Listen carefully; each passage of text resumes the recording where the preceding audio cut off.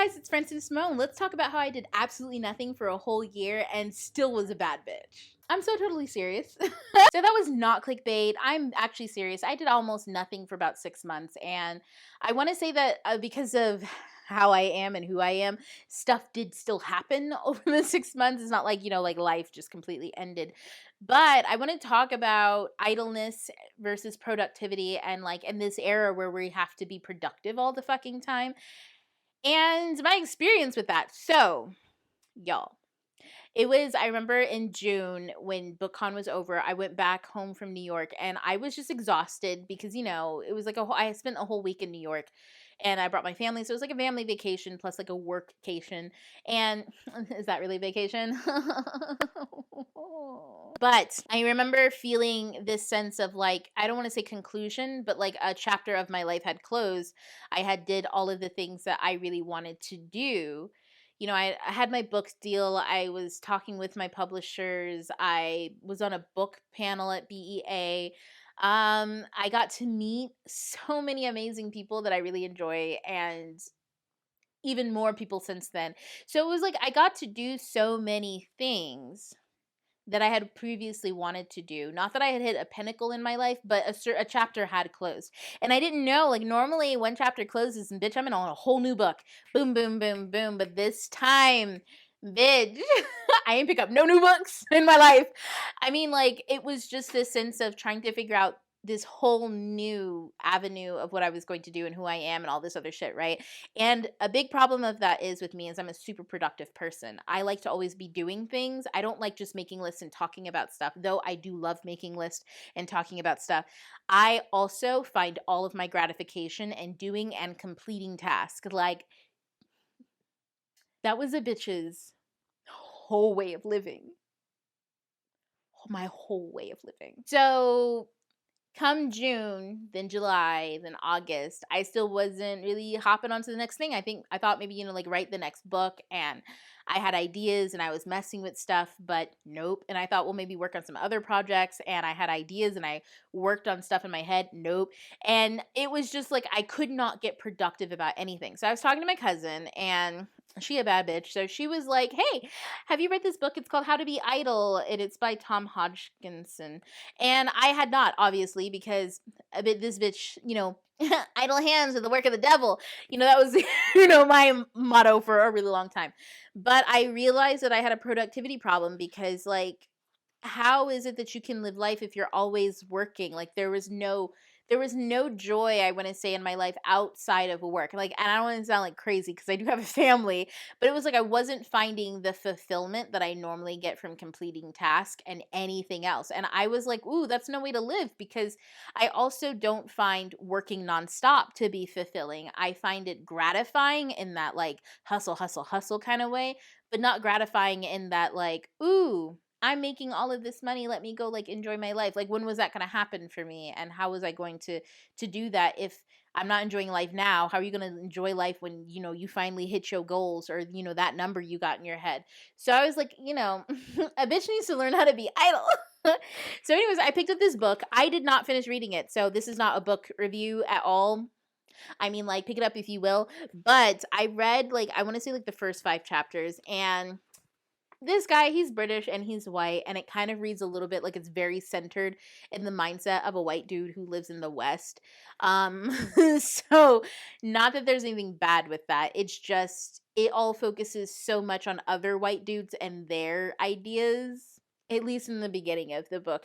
And I was like, dang, other people know how to be idle than just y'all. Like, come on. But I will say it had a lot of great like tidbits in here. And one of the ideas that I kind of ran with was the fact that great thoughts and thinking comes from not doing. And I spent 6 months essentially just thinking. Y'all, I thought about everything. I thought about my books, the plots and the issues that they have. I thought about whether or not I can do magic, like Harry Potter magic. Let me stop.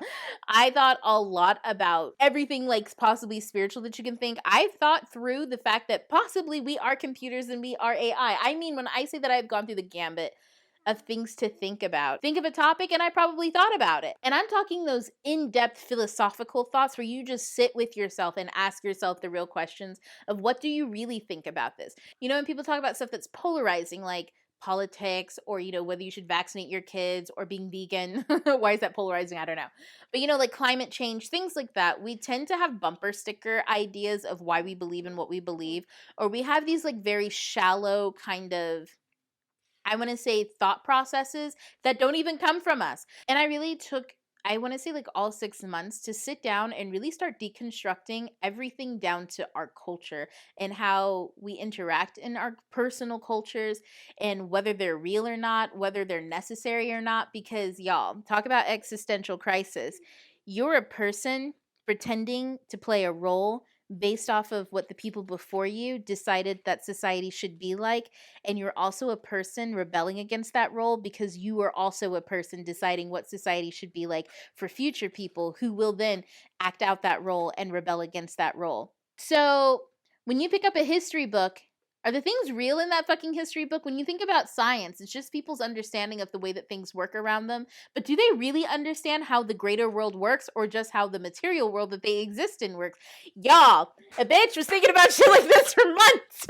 And I know it sounds kind of crazy, but I have to say that I think it was probably the best 6 months for me internally wise, because I am more sound in who I am, which is everybody and nobody. I am more sound in what I believe, which is everything and nothing. Like, it sounds like I don't know how to make this make sense, but I feel like taking the time off to do absolutely nothing and to actually ask myself who I am really made me question a lot of the belief systems that I held and why I held them, and the fact that our belief systems are really what divide us more than anything.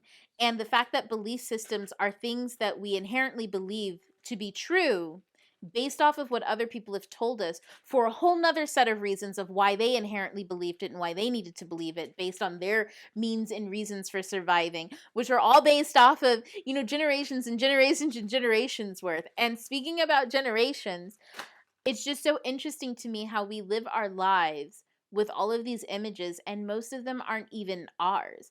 And what I mean is, like, think about, let's say just something as simple and as complex as racism. Think about how deeply embedded and ingrained it is in society, and also how invisible it is in society. Think about how you interact with an individual person and then how you interact with what you believe about that person's culture or that person's race.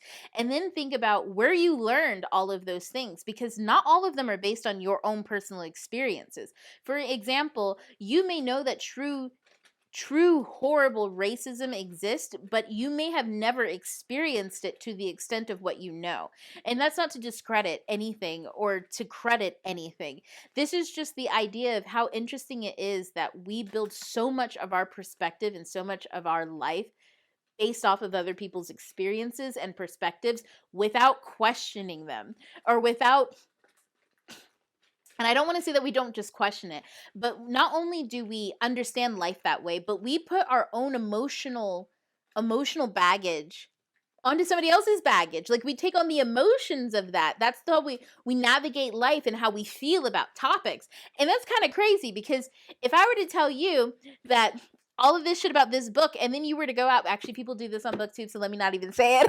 Go out having opinions about shit you haven't read in full-heartedly and, you know, like this aggressive. Actually, what's fucking crazy, mind blown, is like we see that in BookTube, don't we? Where people jump on the bandwagon about, you know, like the new controversy about a book without having read it and are emotionally charged about it. And isn't that crazy? Like, it's fine to be a part of a conversation about something or be interested and discuss it, but like, why do you have emotional baggage about trauma that you did not have or you did not go through? And I don't think that that's necessarily a bad thing. I think it makes us empathetic to other people, right? But I also think it's very interesting that we're unaware that we do that with some of the most basic shit. For instance, a job. What does job mean to you, right? Like, think of that word. For some people, it means a blessing. It means food. It means the ability to wake up in the morning and exercise your body and get out there and do what you got to do. For some people, it is absolute fucking hell. To other people, it means being demoralized. To some people, it means being devalued. To other people, it means being of value. So think about, what does job mean for you specifically? And does that come from your personal experience? Or does it come from the experiences of others and you've taken on their emotional baggage of that? And on top of that, think about the experiences that you know and inherently understand that don't come from you or people you know. Sometimes they may come from like media or watching stuff, but like survival instincts and tactics that came from generational trauma. Oh, the generational trauma is real. You be thinking, oh, I'm not going to do this, or I'm not going to do that, or I'm not going to behave this way because this person's going to do this and X, Y, and Z. You've never been in this situation before. These are just things that maybe you've heard, or generationally you know to be true based off of, like maybe your understanding of what happened in history. And how you can react in a split second based off of generational historical information that I believe probably is in our DNA. I'll get to that in a second. But how you can act in a split second off of an emotional cue of something you've never experienced. Like, y'all, think about your life. So I want you to sit down and think about your life and how many of these things you have playing, because it's interesting to me how we conduct our life and how we behave and the roles that we play that have absolutely nothing to do with us or what we even want in life. And that is what 6 months doing absolutely nothing but being idle has done to me. But I do want to touch on that generational trauma thing, because I know some people are like, ooh, this bitch is crazy and she done lost it. But I do want to say that there was a scientific trial. You'll have to read about this. I don't know if it's true. Don't ever come to me for scientific information or backing or sources. Because, bitch, I'm my own source, and I can't be held reliable for half the shit that I be talking about or doing, because I change my mind every fucking Tuesday. But there supposedly was a trial about mice where they would ring a bell and electrocute a mouse, right? The grandchildren of the mice who were electrocuted to the sound of the bell, they'd play it for that third generation mouse and it would jump and like it was about to get electrocuted. So for the mice who had never gone through the trial, the third generation mice, they ring the bell, nothing. But for the ones who did go through the trial, that third generation of mouse, when they ring the bell, it reflects away from it like it was expecting like some type of electric shock, which then goes to prove that trauma can then be passed down through your DNA.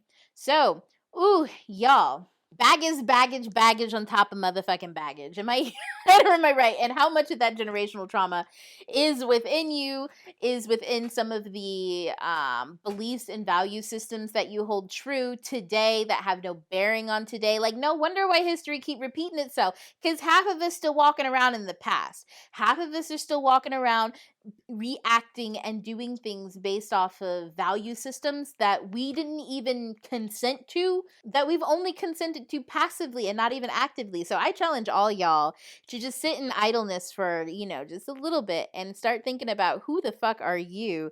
And do you really stand behind half the shit that you do? I'm only asking for half, not even 100%. I think we should all get to being able to stand by 100% of the shit that we do.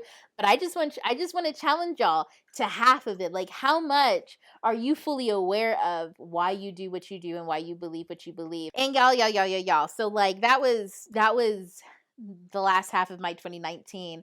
Like, straight up, I stayed in the existential. I don't ever think I'll be coming back down. I've seen some shit. I've experienced things beyond the realm of possibility, and I can't wait to share half of it with you. But I do want to let you know, next time I'm going to talk about dreams, because I have a very interesting theory about dreams and time travel and dimensional travel and all of that kind of craziness. And I have a book on it that I actually do want to highlight, because I was reading a little bit of it and I really do like it. But until then, guys, I'll check you later. I'm going to go and work on some stuff and go have fun, because that is another thing that I learned about being idle, is that if you're not having fun, what the fuck are you doing? So I'm going to go do something fun and fulfilling, and I hope you do too. So guys, I will talk to you later. Don't forget to pre-order my book, smash it. Go look for it on Amazon, Barnes & Noble, Target, wherever. All of your local stores that sell books, that's where it will be. Go ahead and hit that pre-order button, and a bitch will talk to you later. T2IL to talk for now. Bye!